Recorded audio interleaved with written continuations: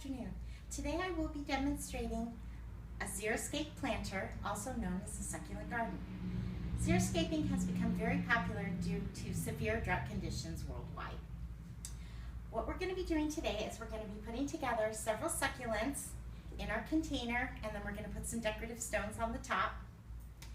I really like the succulent gardens because they're very easy care, very low maintenance. You don't need a whole lot of plant knowledge to take care of one of them. They're just really pretty easy.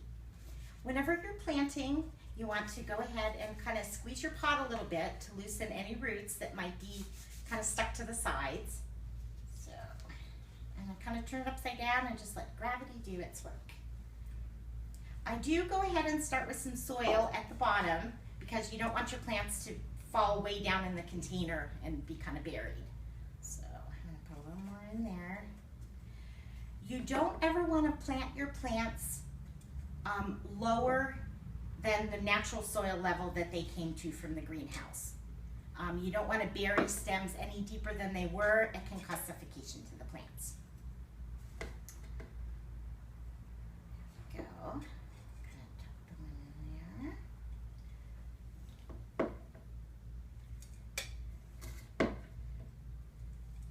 Succulents come in so many different shapes and sizes. They're one of the most interesting types of plants that we do carry.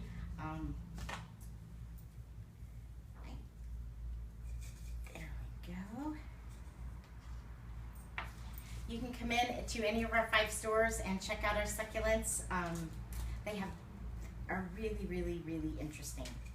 Now, what I've done is I've got some that are a little bit taller, some that are a little bit lower, different kind of textures and colors. I like to mix up a little bit. And in this one I put 3 of the larger, and then I'm going to tuck in a couple of that are a little bit smaller. But the one thing they all have in common is they are all succulents and they all take the same type of watering condition. Whenever you're planting up different plants together, you always want to make sure that you have plants that are compatible as far as water and light and so forth. You will want to make sure that your succulents are in a room that has lots of natural sunlight, but you don't want to have them really in direct sun. They can actually also go out on the patio as well, as long as it's a covered patio. They can take a very small amount of direct sun, but not a whole lot. And there we go. Tuck these around in there. And then I'm filling the pot back up close to the rim, so I make sure that all of my plants are at the same soil level as they were in the pots to begin with.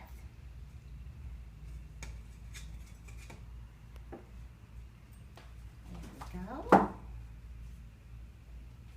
And now for a little decorative touch, I like to put some pretty little stones on top.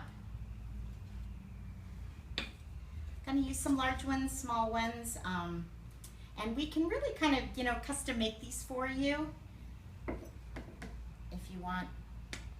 We do have different containers we can put them in. And we different color stones. They really are a lot of fun.